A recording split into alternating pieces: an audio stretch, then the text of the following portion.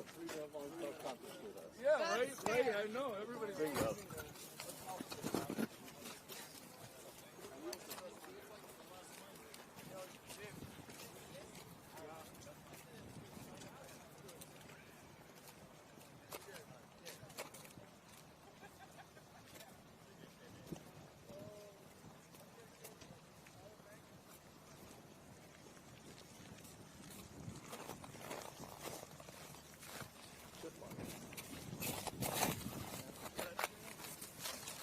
I don't think so.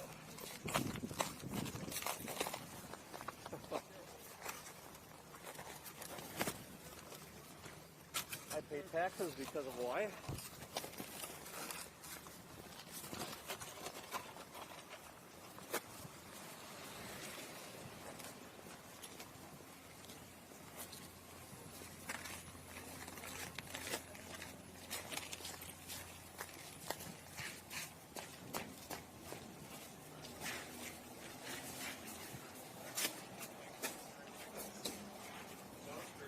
There you go. There you go. Okay.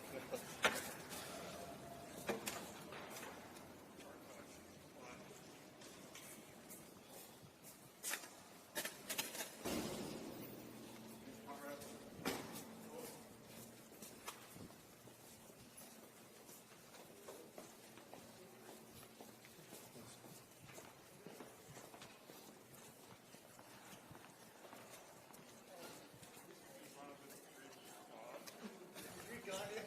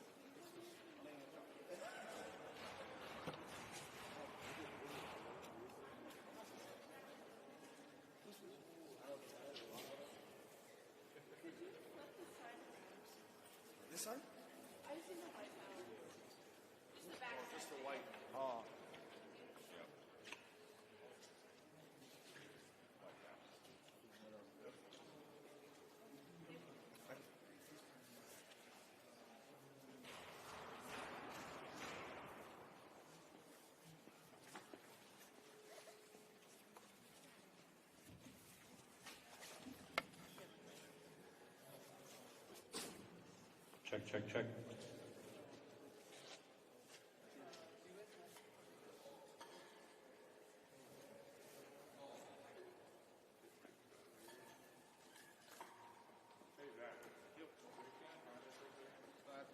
Do you need my face?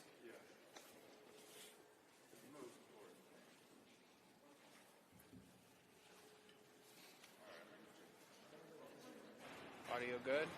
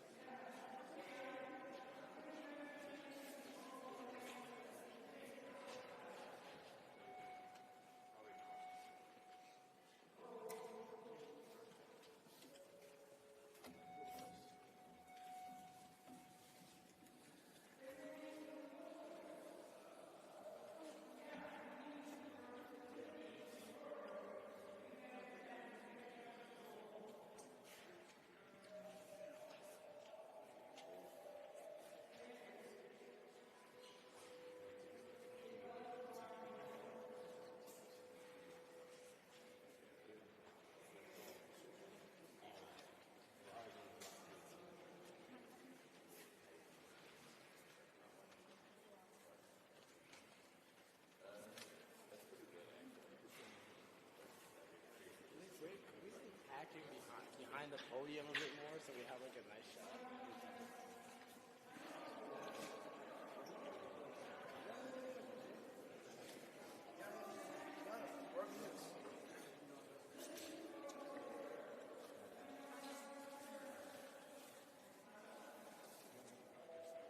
You can like, because it's like angled.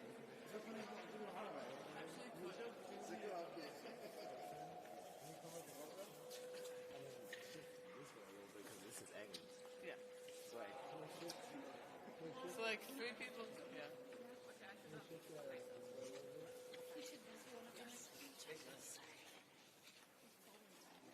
alright, we'll have that. Much better.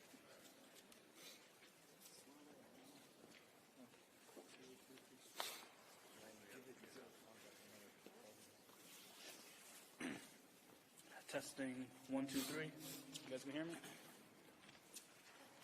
We're going to start with a little chant. What do we want? Ice out. What do we want? Ice out! When do we want it? Now! And if we don't get it, Shut it down! and if we don't get it, Shut it down! and if we don't get it, Shut it down! good afternoon, everyone. Thank you all for coming and joining us here. My name is Ibrahim Sugullah. I'm a Somali community organizer here in Minneapolis. And over the last 2 months, ICE and CBP have invaded our city and our state, have terrorized our communities. They have hoped that we would cower in fear. They tried to make an example out of us, but we have instead set an example of how to resist and respond to this terror. Less than 2 weeks after Renee Nicole Good was murdered, we shut down the state. Some call it the first general strike in 80 years. What we understand is, and what it is undeniable, that we made history. The action electrified the country, and the images of the shutdown spread like wildfire across the world.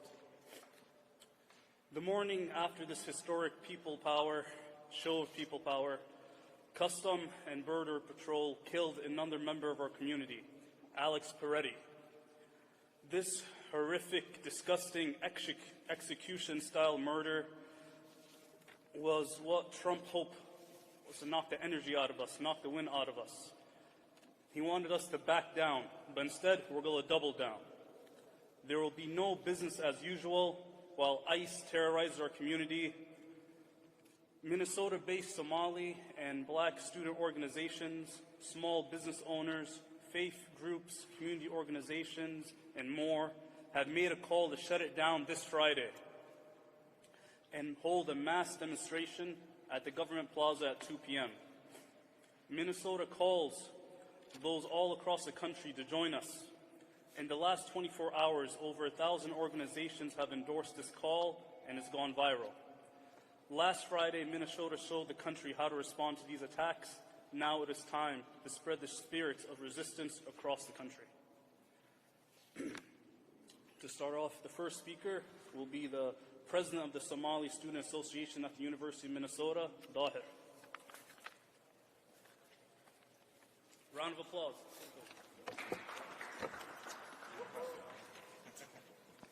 Hello, everyone. As some of you may already know, my name is Dahir Munye, and I'm the president of the Somali Student Association at the University of Minnesota. Last week, we held the first general strike in decades. Over 100,000 people attended, and we all came together to stand up and speak up on the horrific crimes that ICE agents have been committing, not only here in our city, but all around the country. The very next morning, ICE agents murdered Alex Peretti. They wanted to intimidate us and to spread fear in our hearts, but that isn't going to work. And that's exactly why we are back. We are going to continue this fight. And the only way to truly fight back is to extend and expand the shutdown movement from last Friday. That's why we have made the call to shut it down again this Friday, January 30th at 2 p.m. at the Government Plaza.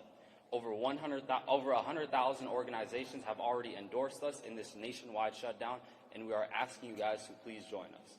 We are very appreciative to those who took the time out of their day to join this movement. Both local and national businesses are closing up shop, and this is just the beginning. Together, Minnesota will stand up against ICE. Thank you.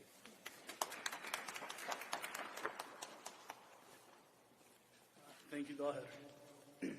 The next speaker will be the Executive Director of the Council of American Islamic Relations, Jelani.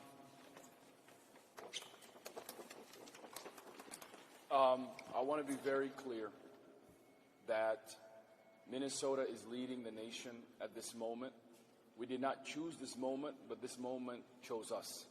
We are standing up for our neighbors, and by doing so, we are showing the rest of the country how to defeat ICE. We're doing it with a whistle, a warm heart, and a care for our neighbors. And because of that, we have lost two incredible people, Renee Good and Alex Peretti. But in this moment, it is a time for people to stand up for our Constitution and to not allow this administration to use its authority and abuse it by sending masked, untrained men to our streets to not only target those who are here legally, those who are U.S. citizens, but to target the overwhelming brown and black community as well as our indigenous community. But what Minnesota has shown is that we are Minnesota strong. And we are right here to tell everyone that victory is near. Not only yesterday we learned the demotion and the nearly firing of the commander of ICE administration, Bavino. He has left Minnesota after being de-iced by Minnesotans. And we are waking up to a new day in America where the commander is no longer the commander. Yes, they can replace him with Holman or any other person, but we know in this moment the lives of this administration, the lives of this president are not going unchecked. In fact, more and more Americans are waking up to this moment. But the question that comes to everybody, what can I do at home? What can I do? How do I continue to stand up? Well, as Minnesotans are standing up right now, we are asking for the rest of the people across the country in the United States today to stand with Minnesota. Be Minnesota strong. And that starts this Friday by not going to school, by not shopping, and not opening the stores. We need a general strike, and we need to continue the momentum here in Minnesota across the country. So many people thought that in the coldest days, Minnesotans would stay home. But when Minnesotans are bonded with their neighbors, we decided to come out on the streets. Nearly 100,000 people came out in one of the coldest days. Yes, we know how to bundle up and we know how to stand up for our neighbors, and that's what we did. This momentum needs to continue. Victory is around the corner. We are winning as a community, and we are defeating fascism and authoritarianism right here in Minnesota. Stand with us. Stand up. Speak up. And in this moment, be like Minnesotan. be Minnesota strong. And this strike is part of that. This action is part of that. Everyone can participate from every part of the United States and support this work. And I want to acknowledge the leadership of our young students and leaders who are stepping up in this moment, who are continuing this fight. Yes, last Friday was a historic day, not only in Minnesota, but across the country. We can build on that on this Friday, and there will be more opportunities and more actions to do that. But do not stay home. Do not be among the people that watched the moment like this. Be among the people who stood on the ground with their neighbors and filled the streets with warm hearts, because in this moment we are winning. And I believe that this moment will pass and America will be stronger because of Minnesotans. But do your part. Stand up in this moment. Tell your great-grandchildren that you were among the people that stood your ground when the democracy was under attack. Thank you.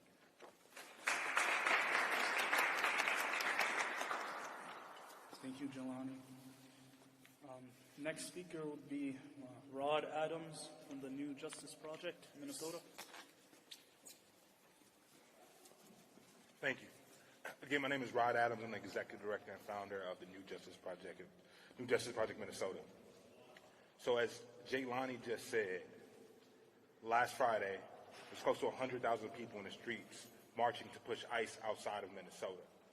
A lot of people call that extraordinary. And yes, it was extraordinary because we're not living in ordinary times. And additionally, we are winning. Greg Bovino is left. And we've seen the front runner for governor, Chris Maydell, drop out of the race because he does not want to stand with this GOP as it is today. But also, we can't take our foot off their necks. We have seen what the power of people can do. Those two instances, getting Greg Bovino demoted or fired, and having Chris Maydell, who was the leading GOP candidate for the gubernatorial race, step down. We have been winning, but the fight's not over. Prior to the murder of Alex Preddy, we saw the murder of Renee Good. And also, we saw the fraudulent arrest of our sisters, Nakima Levy-Armstrong and Chantel Allen. And just today, Pam Bondi released a list of names of activists and organizers here in Minnesota who have been arrested on fraudulent charges when all they were attempting to do was stand up for their community. So yes, we should make sure that on Friday, no one goes to school, no one goes to work, and no one goes shopping. Because the fight is not over. And an injury to one is an injury to all. We don't know where this is going to end up, but the thing that we do know is the power stands with people. Everyday people who have the opportunity to use their voice, to use their pocketbook, and to use their telephone to tell their neighbors, it is not over. The fight is still going on. Until ICE leaves Minnesota, we will continue to fight. Until ICE is defunded, we will continue to fight. The story does not end with what happened on Friday. It does not end with the murder of Alex Preddy at the hands of Border Patrol agents. It ends with the people standing up and winning, affecting the economy. So on Friday, 1:30, you can start at 1:30 if you want, but on 1:30, we're calling for a general strike. And I want to be clear. We wouldn't be making this call right now if it wasn't for the young people standing behind me. From young folks who are organizing during the civil rights era, desegregating our roadways and fighting for voting rights, to the Black Lives Matter movement. To this moment, young people have led the way. So if you're wondering if this call is for you, understand that young people are always right. And this is an axe from New Justice Project Minnesota who've endorsed this general strike, that everyone in this country, not just here in Minnesota, stand with the young folks who are behind me. We have so much work to do. And our story will not end with Greg Bovino getting fired. It won't end with Chris Maydell stepping down. It won't end with some ICE agents leaving the state of Minnesota. It will end when ICE is abolished. Thank you. Thank you. Our next speaker is Christoph. He's the executive board member for the Graduate Labor Union at the University of Minnesota.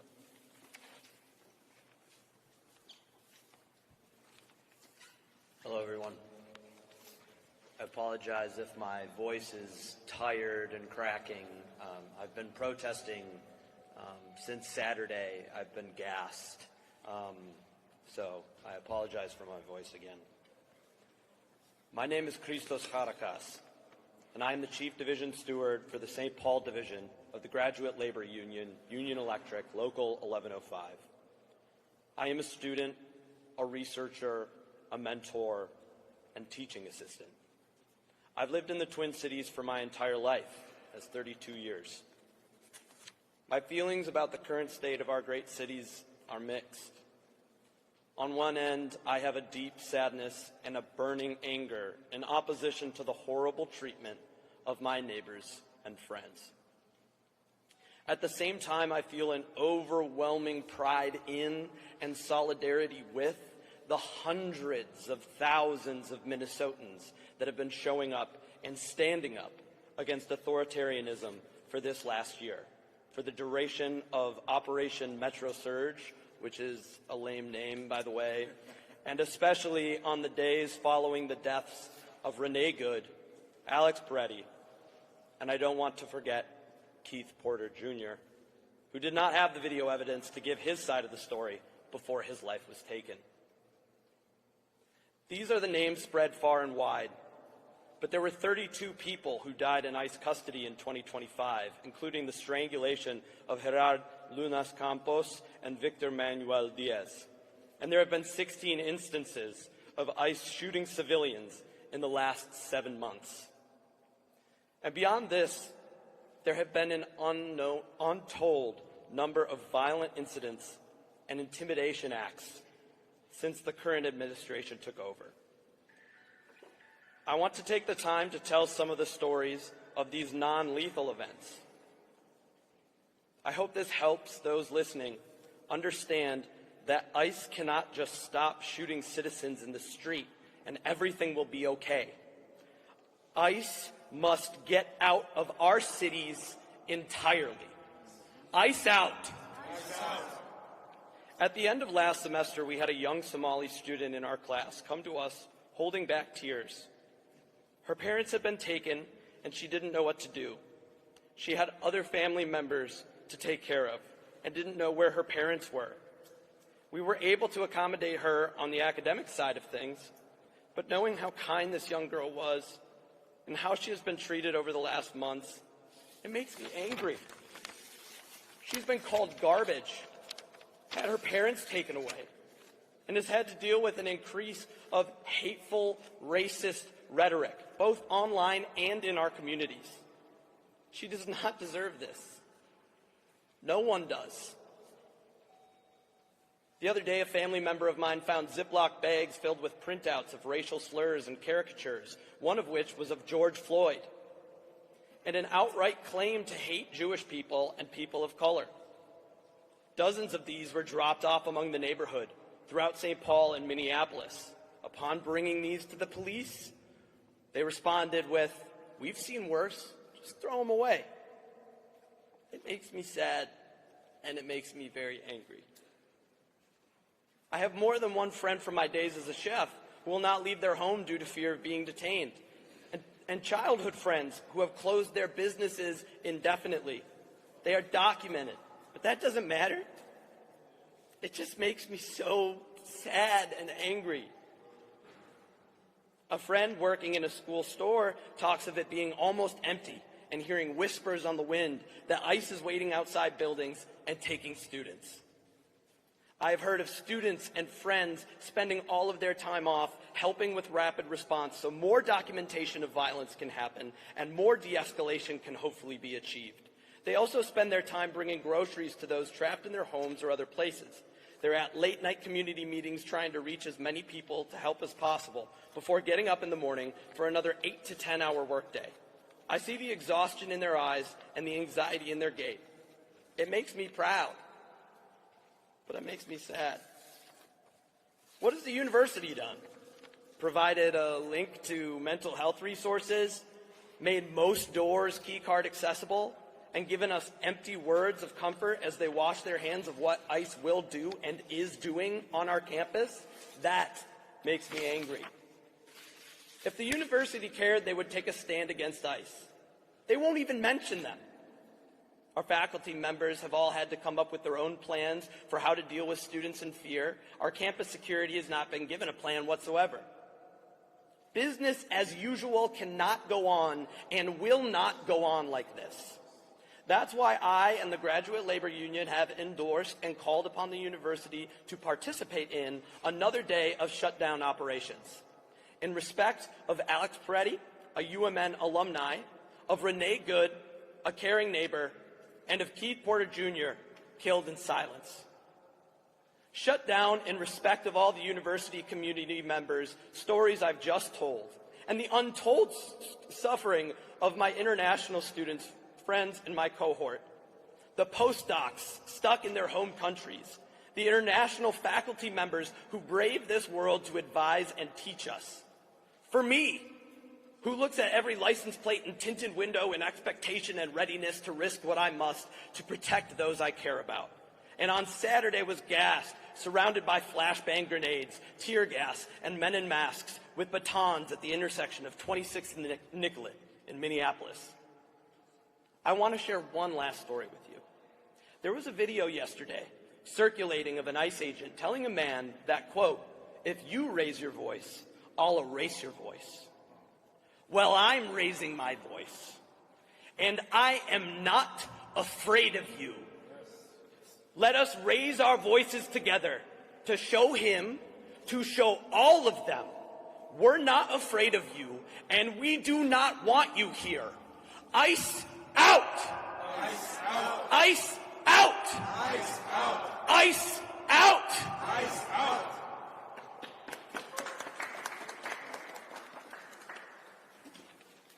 Thank you, Christoph. The next speaker we'll have is Guto. He's the president of the Black Student Union at the University of Minnesota.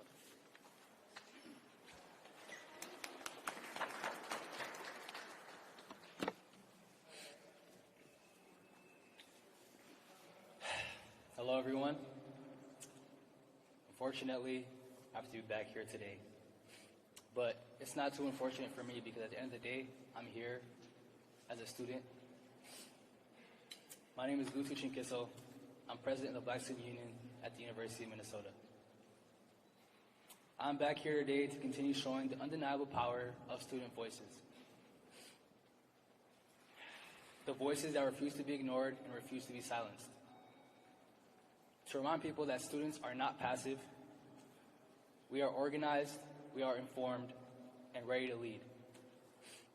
We are advocating not just for ourselves, but for every community harmed by violence. And beyond any title I hold, any role I play, I'm a human being. I just want this terror to end, truly.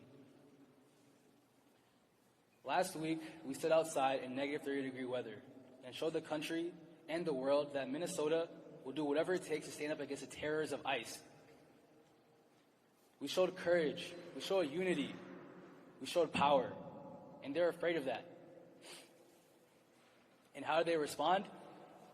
By killing another neighbor, a U.S. citizen, an ICU nurse, whose life was dedicated to saving others.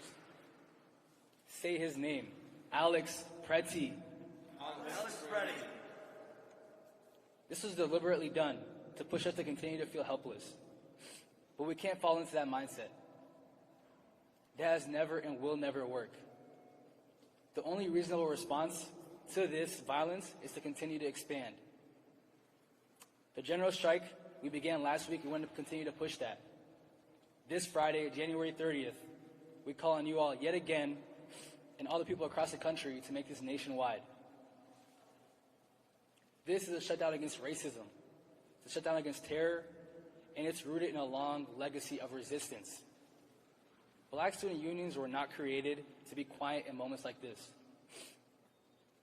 We were created to lead. From the civil rights movements to today, BSU has always stood on the front lines of justice, refusing to accept oppression as normal. We will not be intimidated. We will not be silenced, and we will not move on. We continue to ask organizations, student groups, unions, labor organizations, faith groups, and community institutions to endorse this nationwide shutdown by going to nationalshutdown.org. This moment requires coordination, courage, and commitment. So we will continue to organize, we'll continue to mobilize, and we'll continue to say the names of those taken from us until ICE is out. ICE is out. So until justice is no longer something that we beg for, but it's something that becomes reality, because history has never remembered comfort, it remembers courage, it remembers resistance, and it remembers those who stood up. So we're here again today to say, ICE out. ICE out. Thank you.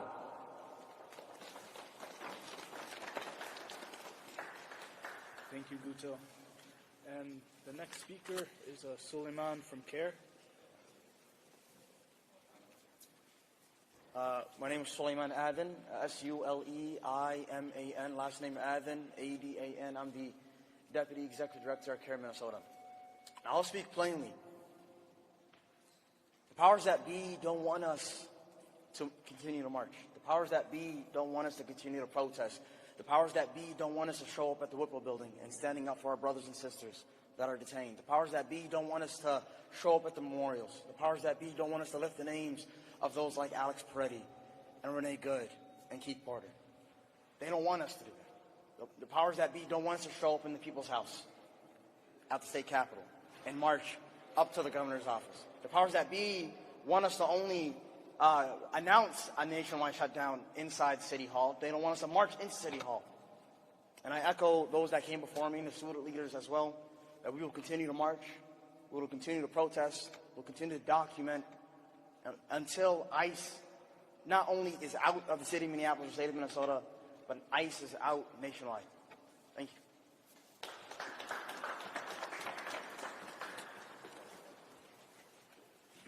Thank you, Suleiman. Our next speaker is Rowan Wilkins, Executive Board Director of Graduate Labor Union of the University of Minnesota.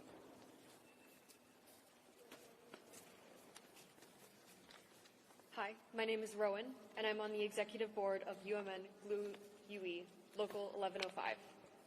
On Friday, we held a historic shutdown where over 10,000 people hit the streets. Minneapolis has been the center of the fight against ICE. And we are no stranger to ICE's terror campaign. Already, 6 graduate students were detained by ICE in September. The time to act is now to get ICE out of Minneapolis, out of Minnesota, and to end these racist attacks on our community. In the face of Trump's racist terror campaign against our immigrant neighbors, friends, coworkers, organized labor has the responsibility to take bold and courageous action. As working people, we are the ones that make this economy run. And we also have the power to shut it down. That's why we need to expand and extend the shutdown from last Friday to this Friday, January 30th. Over 1,000 organizations have endorsed the shutdown on Friday, and it's only growing. I encourage organizations all across Minnesota and the entire country to endorse this shutdown at nationalshutdown.org to make this even larger than last Friday. Thank you. Thank you, Rowan. And our last speaker is Abdul. He's a Somali business owner in Carmel. Hello, my name is Abdul Kadir, small business owner and organizer here in Minneapolis. We are calling nationwide shutdown on January 30th. Schools, businesses standing together in solidarity. This is not just Minneapolis or Minnesota. This is every state in this nationwide. We have lost Renee Good, Alex, an ICU nurse. ICE have been fueled fear in our communities in a time of inflation, economic hardships. Inaction is not an option. We demand accountabilities. We stand for livelihood, safety, and dignity. On January 30th, we have peacefully protested. On this Friday, we stand shoulder to shoulder, no gap between us. All colors all faith, all origins, from Minneapolis to every state. Communities are facing fear, uncertain, because ICE practice. Families are afraid, businesses are affected, trusts are breaking. We are calling for justice immediately, removal ICE, ending killing here in Minneapolis and across the United States. We are one people. We revive unity. We protect dignity. We defend justice. Justice that is fair, transparent, and equal justice where no one lives in fear, community are protected, and a power in held accountabilities. Justice that restores dignity, respond every person humanity. Now, our movement, we have to call eyes out in Minnesota and across nationwide. Thank you, everyone. Thank you, Abdul. And actually, we're having one more speaker, Paige from Movement for Black Lives. Paige.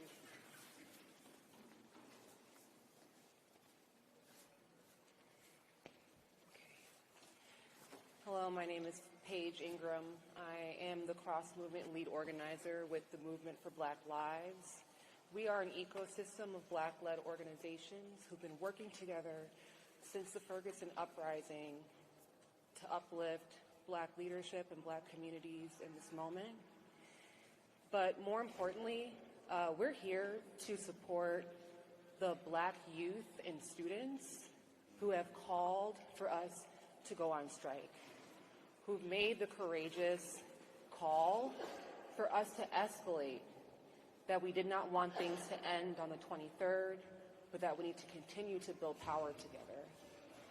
This is a moment for youth to be guiding us, to think about ways that we can do things differently, people who are telling us that we have to play by a different rule book, and it's important that we leave and that we leave for others to be able to pave the way for us, and that it's going to be young people to do so in the same way that it was young people who called us when Jamar Clark was killed, the same reason why it was young people who called us when Philando Castile was killed, that led us to the moment in 2020 when suddenly the whole world saw what we have been calling for all of this time.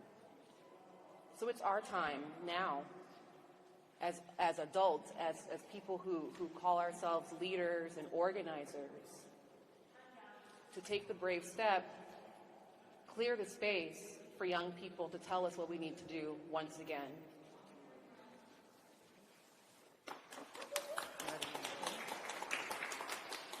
Hello, friends. My name is Mary Hooks, also with the Movement for Black Lives. And we are so excited for what the young people have agitated and have inspired, not just here, but across the country.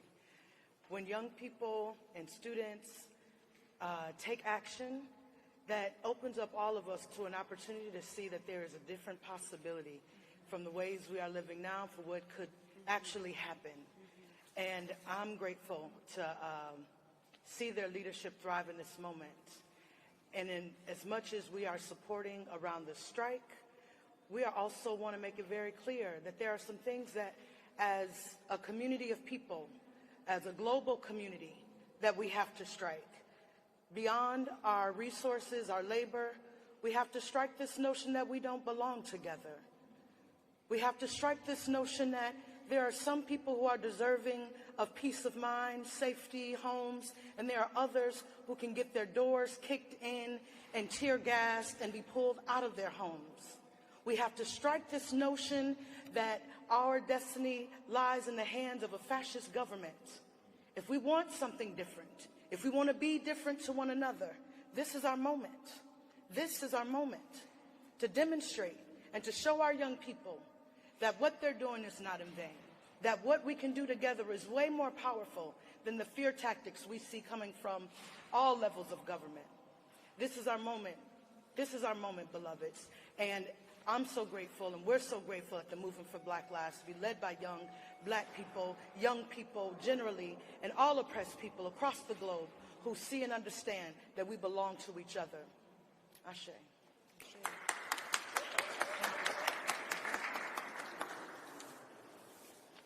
I want to thank all the speakers, and I want to thank you all for being here. We will not be taking questions as a group.